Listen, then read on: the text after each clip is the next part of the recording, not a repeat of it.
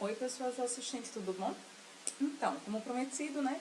Eu fiquei de resolver algumas questões aqui do nosso capítulo do citoplasma.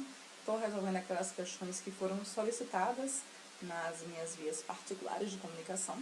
Mas não se preocupe caso você ainda não tenha feito a sua atividade e, porventura, quando vier a fazer, tenha dúvidas, não se preocupe. Você pode me mandar uma mensagem por WhatsApp, pode mandar uma mensagem no direct do Instagram que eu terei o maior prazer em responder, beleza?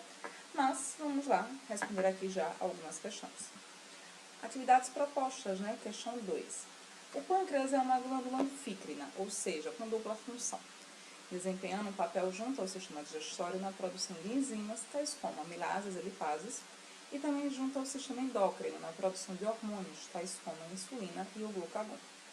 Tendo em vista a composição bioquímica desses catalisadores pancreáticos, as organelas citoplasmáticas membranosas envolvidas diretamente na produção e no armazenamento dessas substâncias são, respectivamente, vamos lá. Primeira coisa, eu preciso ver o que é que a questão está falando, né? Ela está falando que o pâncreas ele produz enzimas e hormônios e depois ele quer saber, tendo em vista a composição bioquímica dos catalisadores pancreáticos. Então, veja que ele aqui está restringindo a falarmos de amilase e lipase, tá? Por que eu sei isso? Porque esse sufixo ase, de amilase e de lipase, me indica que é uma enzima. Então, são substâncias que aceleram reações químicas, são catalisadores biológicos. E enzimas são proteínas, tá? Então, o que é que eu preciso encontrar aqui? Eu preciso encontrar uma organela que produza proteínas, tá? Observe que essas proteínas são proteínas de secreção, de exportação, porque elas são produzidas no pâncreas, mas elas vão atuar em outros órgãos do sistema digestório, elas vão atuar lá no intestino delgado, na verdade, em outro órgão, né? Não em outros. E eu preciso também de uma organela que armazene essas proteínas de secreção, que armazene essas enzimas, tá? Então, vejam só, como eu estou falando de uma proteína, quem produz proteína é ribossomo. Só que eu preciso lembrar de um detalhe. Quando eu falo de uma célula eucariótica, esses ribossomos aí podem estar livres no citosol ou aderidos ao retículo endoplasmático rugoso. E eu preciso saber o endereçamento, para onde essa proteína vai, para saber quem produziu essa proteína. Se eu estiver falando de ribossomos livres no citosol, eles podem produzir proteínas que constituem o citoesqueleto, ou proteínas que vão entrar na composição do próprio citosol, ou ainda proteínas que vão para o núcleo da célula, ou ainda proteínas de mitocôndrias, de cloroplastos, até mesmo enzimas de peroxissomos, tá?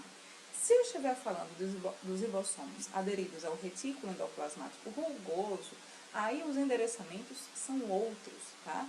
Eu vou ter aí proteínas que constituem membranas, eu vou ter aí proteínas que vão ser, na verdade, enzimas, né, de lisossomos, ou ainda proteínas de secreção, de exportação, que é esse o caso. E depois, quem é que armazena? Quando o retículo endoplasmático rugoso produz essas proteínas, ele não manda de imediato para fora da célula. Primeiro, ele encaminha para o complexo de Golgi e vai armazenar temporariamente. Então, aqui, ó, nosso gabarito, letra A, porque o retículo endoplasmático rugoso é quem produz esses catalisadores que serão secretados e o complexo golgiense é quem vai armazenar. Só para recapitular, retículo endoplasmático liso pode fazer síntese de lipídios ou ainda desintoxicação celular.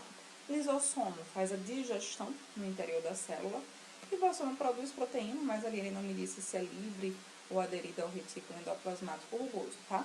E vacúolo digestivo é a estrutura originada da fusão do lisossomo com alguma vesícula que contenha material a ser digerido, ou com fagossomo, ou com pinossomo, ou com autofagossomo, beleza? Vamos à próxima questão. Questão 3. Em embriões de alguns vertebrados, conforme ilustra a imagem, pode-se observar a presença de uma membrana interdigital, que não estará presente em filhotes de desenvolvimento normal por ocasião do nascimento. A perda desse tecido ocorre a partir de determinada fase do desenvolvimento, quando as células da membrana liberam em seu citoplasma enzimas que digerem a si próprias. Olha só, enzimas que fazem digestão. A principal organela participante desse processo de destruição celular, quem é? quem é a organela aí, no caso, que produz enzimas digestórias? Lisossomo, tá? No caso aí, eu vou ter uma situação que a gente chama de uma apoptose, uma morte celular programada, que ocorre por meio da atuação de enzimas dos lisossomos, que são as hidrolases ácidas. Beleza? Próxima questão. Atividades propostas ainda, questão 10. A célula esquematizada ao lado é responsável pela síntese e secreção de uma glicoproteína. Olha o que eu vou marcar. Síntese, tá? E secreção de uma glicoproteína. O local da síntese, ele quer saber onde ocorre a síntese, e da formação das vesículas de secreção são representados respectivamente por quais organelas? Vamos lá. Síntese de glicoproteínas, a parte proteica é no retículo endoplasmático rugoso. Eu vou identificá-la aqui, ó. Essas estruturazinhas aqui, ó, a gente encontra em grande quantidade. Esse tracejado aí, ó, ele está representando justamente os ribossomos aderidos ao retículo endoplasmático rugoso. E quem vai formar vesículos de secreção é o complexo de Golgi. Olha ele aqui, tá? Isso aqui no 1 seriam as próprias vesículas de secreção que se originam a partir do complexo de Golgi. Então, aqui 5 e 3 é o nosso gabarito, tá? O 5 corresponde ao retículo endoplasmático rugoso e o 3 corresponde ao complexo de Golgi, beleza? Questão 11 dos propostos ainda. A silicose é uma grave doença, com perda progressiva da capacidade ventilatória dos pulmões, encontrada comumente em trabalhadores de minas.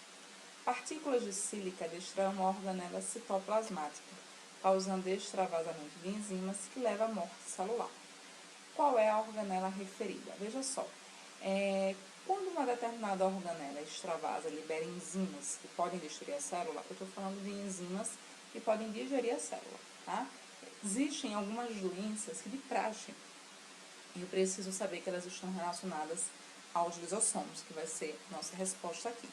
Quem são essas doenças? Essa própria silicose, tá? A asbestose, que é um processo semelhante, a grande diferença aí é que vai ser, desculpa gente, pela inalação de partículas de amianto, e o mal de Tay-Sachs, que é uma doença de caráter genético, tá? Vamos à próxima questão, nós partimos agora para as questões Enem. Essas foram as questões mais requisitadas, tá? E aí eu vou pedir a você uma atenção extra, uma atenção adicional a elas. Vamos lá? Primeira questão da seção Enem. Uma das funções dos neutrófilos, um tipo de glóbulo branco, é fagocitar bactérias invasoras. Olha que eu já fiz questão de destacar ali o fagocitar. Em uma situação experimental, um cientista colocou em um mesmo meio neutrófilos e bactérias gram-positivas que apresentavam a parede celular fluorescente. Em seguida, o cientista observou os neutrófilos ao microscópio de fluorescência e verificou a presença de fluorescência em seu interior. Então, veja, se o neutrófilo fagocitou a bactéria, todo o conteúdo dela, inclusive a fluorescência, vai estar no interior desse leucócito, desse neutrófilo aí especificamente. Em qual organela do neutrófilo foi percebida a fluorescência? Vamos lá. Lembrem-se que o lisossomo, antes de iniciar a digestão, que é o lisossomo primário, ele não vai estar marcado pela fluorescência, porque a fluorescência estava na bactéria. Mas em tudo que a bactéria foi fagocitada, passa a estar em um fagossomo. Quando esse lisossomo se funde ao fagossomo e forma um vacúolo digestivo, aí sim eu posso ver em uma organela da célula aí a fluorescência, tá? Então, eu poderia encontrar essa fluorescência no próprio fagossomo, mas aqui a questão não me traz essa alternativa, ou no estágio posterior à formação do fagossomo, que seria a fusão do lisossomo com esse fagossomo, que eu chamo de um vacúolo digestivo, tá? Próxima questão, Enem. Companheira viajante, suavemente revelada, bem no interior de nossas células, uma clandestina e estranha alma existe. Silenciosamente, ela trama e aparece cumprindo seus afazeres domésticos cotidianos, descobrindo seu nicho especial em nossa fogosa cozinha metabólica, mantendo entropia em apuros em ciclos variáveis noturnos e diurnos. Contudo, raramente ela nos acende, apesar de sua fornalha consumi-la. Sua origem microbiana, supomos. julga-se adaptada às células eucariontes, considerando-se como escrava, uma serva a serviço de nossa verdadeira evolução. A organela celular descrita de forma poética no texto, quem ela é? Eu vou marcar aqui para vocês um ponto-chave. Isso aqui, ó. Ele está falando de uma organela que teve origem microbiana. Nós vimos duas organelas que supostamente tiveram origem microbiana. Nós até falamos sobre ela acerca da hipótese da origem endossimbiótica, que seriam elas o cloroplasto e a mitocôndria, tá? Então, no caso aqui, ele está falando, olha só, fogosa, cozinha metabólica, mantendo a entropia. Ele está falando aqui de liberação de energia, uma organela que libera energia que provavelmente teve origem microbiana. Consequentemente, aqui ele está falando da famosa mitocôndria, tá? Deixa eu marcar aqui, que eu esqueci de colocar o nosso gabarito. Mitocôndria, beleza? Vamos, então, à última questão do Enem. Muitos estudos de síntese e endereçamento de proteínas utilizam aminoácidos marcados radioativamente para acompanhar as proteínas, desde fases iniciais de sua produção até o seu destino final. Esses ensaios foram muito empregados para estudo e caracterização de células secretoras. Após esses ensaios de radioatividade, qual gráfico representa a evolução temporal da produção de proteínas e sua localização em uma célula secretora? Veja só, ele está falando de uma evolução temporal. Num primeiro momento, onde essa proteína estaria. Num segundo momento, onde ela estaria. E num terceiro momento, onde ela estaria. Eu só preciso lembrar daquela sequência de eventos. Proteínas de secreção, elas são produzidas no retículo endoplasmático rugoso. Posteriormente, elas são passadas ao complexo de Golgi para só então serem secretadas. Observem que a legenda me traz três estruturas: o retículo endoplasmático, o complexo de Golgi e as vesículas de secreção. Então, se quem produz é o retículo endoplasmático rugoso, eu preciso encontrar um gráfico em que, no primeiro momento, que é aquele marca como 5 minutos, eu tenho a maior concentração dessa substância no retículo endoplasmático rugoso. Se vocês observarem, só aqui eu já elimino, olha, o gráfico A, que o retículo endoplasmático é o de branco. Então, pelo gráfico A, no momento inicial, não seria o retículo endoplasmático quem teria maior quantidade, tá, de proteína. Já elimino o gráfico B pela mesma razão, ó, porque no gráfico B, no momento inicial, não é o retículo endoplasmático rugoso quem está com a substância em maior quantidade. E já elimino também o gráfico D, pela mesma razão. Se no primeiro momento, quem vai ter maior quantidade é o retículo endoplasmático rugoso, no segundo momento, quem vai ter maior quantidade é a organela para quem ele endereçou, que vai ser aí o complexo golgiense. Então, é só procurar um gráfico em que no momento 2, no momento de 10 minutos, aí, a organela que tem a maior radioatividade, porque está com a proteína, seja o complexo de Golgi. Por essa razão, olha aqui, ó, o nosso gabarito, ele passa a ser letra C, ok? Caso tenha alguma dúvida, volte a enfatizar, só me procurar. Beijos, galera, bons estudos. Até mais.